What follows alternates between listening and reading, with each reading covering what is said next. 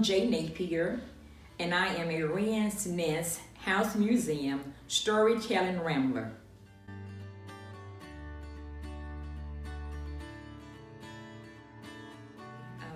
I would love to share that with you. As a matter of fact, my mother, she was my inspiration.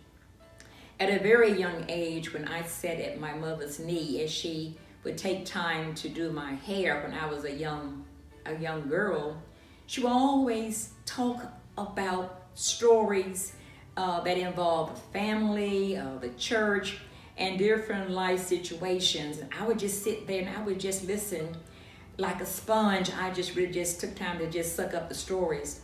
And as time progressed, in my house, they say that, Gwen, you're the only one that loved to talk. So as a talker, in school, I was always volunteering to tell a story. In my class, I was always writing. And I remembered hearing my mother tell those stories. I always volunteered to tell stories. So as I began to grow up and I was sharing the family history in church and doing stories in school and going on through school, I am now a retired educator. And then based on that, I carried those stories on into my career. And from that, in 2005, I want to say, to be exact, I really began telling stories while I was still in school. And I do it now professionally with a passion. It is just something I really love to do. Storytelling is just something about telling stories and sharing the history, because I believe everybody has a story. And there are so many people who want to really listen.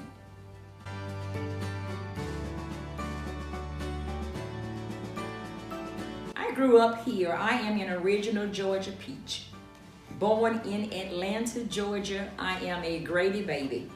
And I am so proud to tell that to everyone who I meet, because there are not that many people who are original Georgia peaches here in Georgia, but I am. And I am also, as they would say, that Grady Hospital baby. Born in 1954, I must say.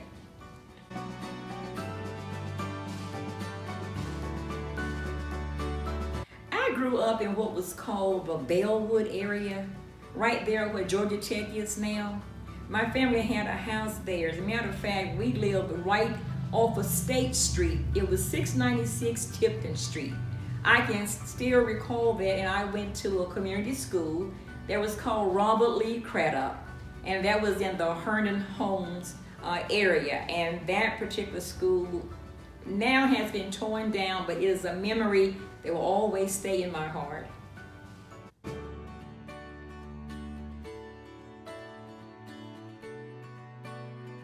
Well, I am a retiree from the Fulton County school system with 16 years. I mostly started out as a pre-K teacher, and from being a pre-K teacher, I moved into the area of special education. That was a very special area for me because my mother became very ill, and she had an amputation done to her right leg. And as she began to receive care in the Crestview nursing home, she received so much vital care from the nurses and the doctors who were there. So as I became an educator with special needs children, my heart was touched, and it was like paying it forward. So I just really just love to work with those children in the areas of a hearing impaired, orthopedically impaired children, you name it. That's where my profession, my area was. Fulton County School System.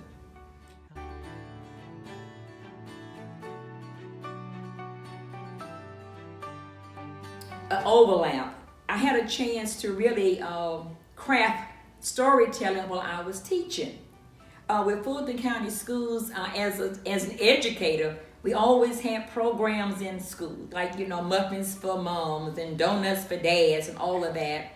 And I will always volunteer to tell stories in my school. And so when my principal realized that I could do it professionally, and I added, my drumming and my music, almost every program that we had, they always called on, go get Miss Napier, she can do this. And so I used those skills that my mother really instilled in me. And all of that rolled over with my education as a teacher. And so from that point on, I was telling stories almost at every program with Fulton County Schools.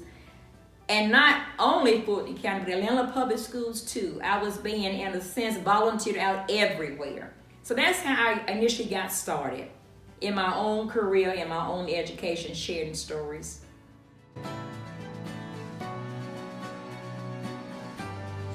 I've been doing stories here, I want to say now from initially 2015. It might have been the middle part of 2014 when I really came. And so now I'm going into really almost my 5th year here.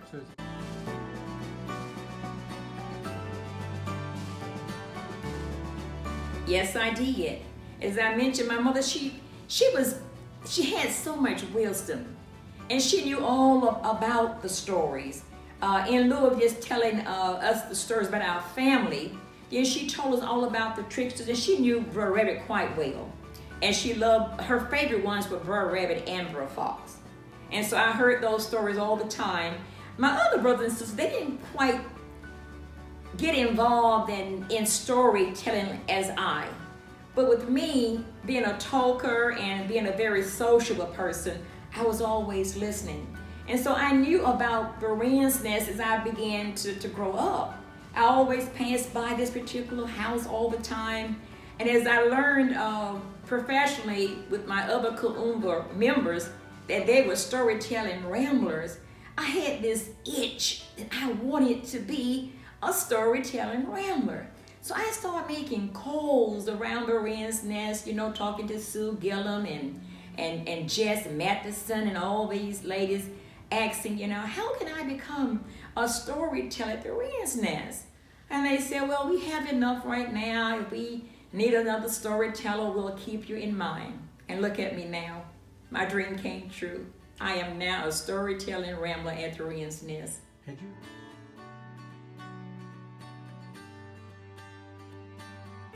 Yes, several times I had taken time to visit. As a matter of fact, the Wren's Nest used to do storytelling in the evenings at 7 o'clock. Mm-hmm. I didn't come that often on a Saturday morning at the 1 o'clock sessions because for a while, sometimes it didn't take place.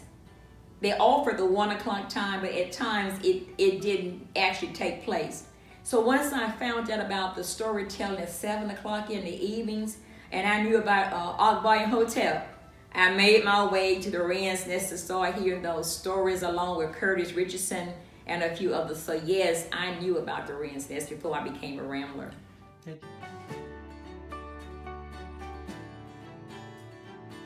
No, not so much as a child, but mostly as an adult. But living here in Atlanta, I knew about the Wren's Nest. I had heard a lot of things, about the Wren's Nest just growing up, and I really must say, born in 1954, and hearing a lot of things about the Wren's Nest, it wasn't as welcoming then as it is now. I even go back and talk to a lot of people who we conversate, now about the Wren's Nest, and they tell the stories, how it wasn't like a welcome mat out for a lot of African American people at that time.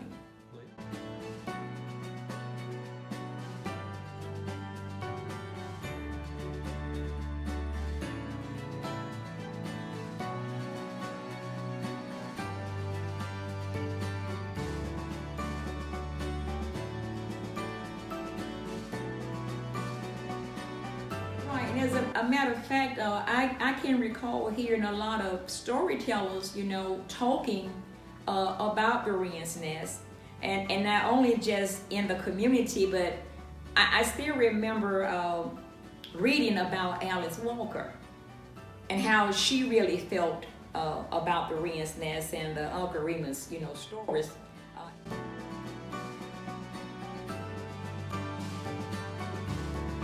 Let me just tell you how I got to become a rambler, and I'm going to go into that particular question. Okay. It was Jerry Williams who called me Akbar Imhotep referred me to the Wren's Nest. And it was because they had storytellers. The original Ramblers were out doing other programs, and they needed someone for the Saturday matinee 1 o'clock storytelling. And so Akbar referred me to Jerry and said, I know Gwen could do that because she loves to tell the Karima stories. So I came in and I began to really tell the Brer Rabbit, stories on one particular Saturday. Okay, but going back, before I became a Rambler, I will always talk to Akbar Imhotep. I didn't feel the way I feel now about the Uncle Remus stories and about the Wren's Nest. I recall talking to Akbar at a storytelling meeting about the Wren's Nest, and going back, I said, Akbar, I don't understand why Joel Chandler Harris never did give Mr. Terrell any credit for the stories. And I said, I really feel that at this time that we need to really talk about who is George Terrell and the other people who really told Mr. Harris about the stories. And I felt very, very cold-hearted about Mr. Terrell and the other enslaved people not being credited for those stories. So Akbar, he said to me, and I'll never forget this, he said, Gwen, he said, if it wasn't for Mr. Harris taking time to write down the stories, he said, possibly the stories could be lost. And he said, by us taking time to tell the stories as storytellers, that's a good way for the community to know about the Brer Rabbit and Uncle Remus stories. So when he told me that, and I started to read more and more about Mr. Harris and the Brer Rabbit stories, I had a change of heart. And it made me really wanted to tell the stories more and more and more. When I tell the stories here for the matinee at 1 o'clock, I tell the stories because I believe in the stories that I tell. I love the trickster of Brer Rabbit. I love Brer Fox, Brer Bear, and I even like to talk about the tar baby in a very positive way. So when I tell the stories, I leave my story listeners with a desire to hear more. And it's not in a negative way, but they leave rejoicing and they understand who was the trickster. And they understand the meaning of the stories. And every time we talk about the stories after the storytelling session, the audience leave with a different view of how they came in about the Joel Chandler Harris's Uncle Remus Brer Rabbit stories. And I have a different view myself now as a storyteller and as a storytelling rambler.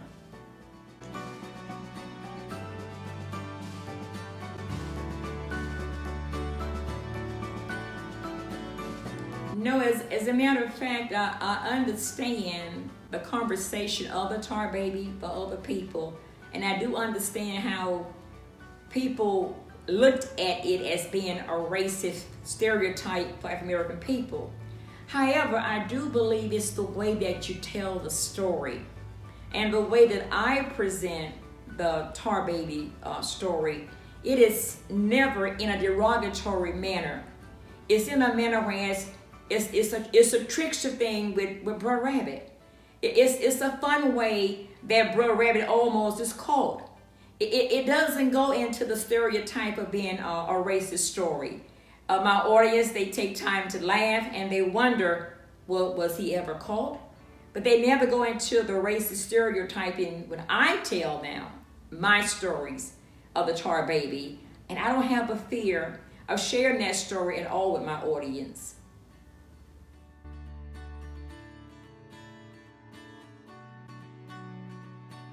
Well, I love to tell folk tales. I like to tell fables, and I like to write personal stories, and I also do historical portraits. But one thing I have discovered in doing fables, the fables are almost the same as the Uncle Remus Brer Rabbit tales, because in some of the stories that I do present, There's always a lesson. There's always a trickster. And I even think about the Anansi stories. And those are African stories from the Ashanti people. It has the same meaning. In every form of a story, especially fables, it's always going to be a lesson learned from those stories.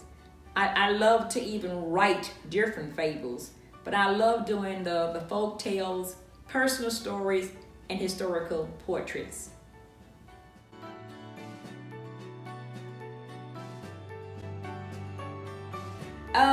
Yes, my favorite Uncle Remus Brer Rabbit story is the one, Is It Deep Enough? That's my first one. I love to tell that one. And then my second one, I try to always share because I think when the audience come to the Wren's Nest, they look forward to hearing the Tar Baby story. I don't shy away from that one. I try to make sure that it's the last story that I tell when I do my presentation at the Wren's Nest.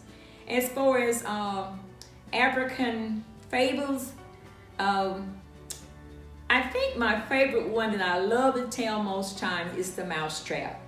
Because in the Mousetrap, going back, it's always a lesson learned. I also love the story of Oscar the Worm. That's a lesson learning. It's about the same as I mentioned about the Brer Rabbit tales.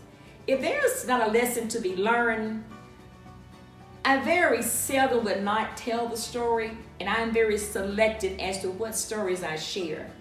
I have to really like the stories that I share and that I tell, because I like to put a spin on my stories with drumming and sometimes a little jingle with it.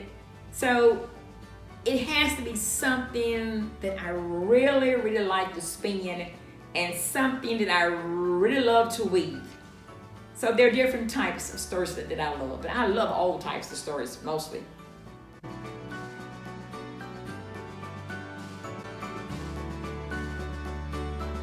I think the last time I told might have been in February, I think. And we had an audience that was mixed. I think we had about 20 people who came to the Wren's Nest to hear the stories on that particular Saturday. And it was a mixed audience.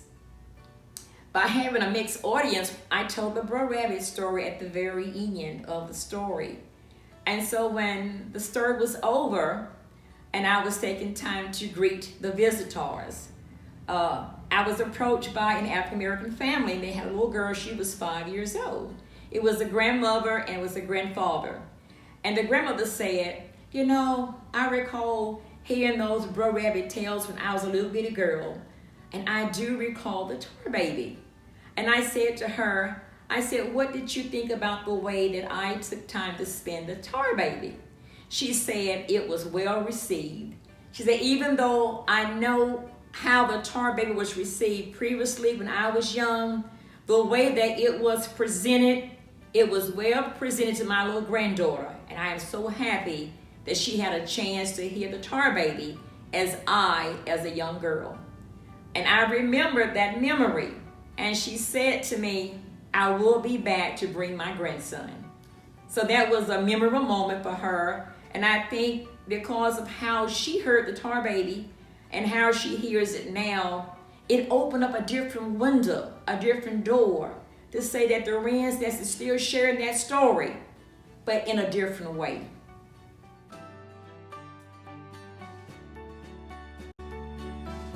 Well, as I mentioned to you earlier, I am a member also of the Kuumba Storytellers of Georgia. And most times this is like it's an African attire. And I would say to you, most times when I come and tell stories at the Wren's Nest, this is how I'm mostly dressed to meet my audience.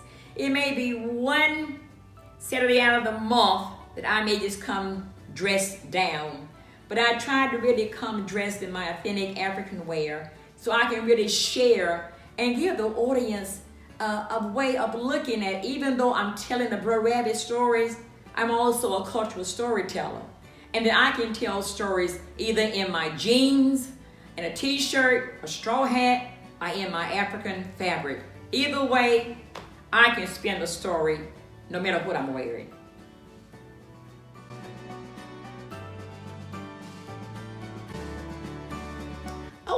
say this, as a storytelling, rambler, and being here for 5.5 years, it has been a most enjoyable experience. I look forward to coming to the Wren's Nest when it is my particular Saturday to do my stories. And I try to bring in a different twist and a different spin to really engage and meet my audience. When my audience is in there, I try to make sure after storytelling is over that I really get involved with my audience, and we talk after it's over, and we take pictures. And I want to hear how they felt about the stories and how they felt about taking time to visit the Wren's Nest. And I will say this to you, it has all been so positive. So if you're out there, you have not taken time to visit the Wren's Nest House Museum, you are really missing something. I hope I see you at our next visit when the Wren's Nest House Museum reopens again very soon. Thank you.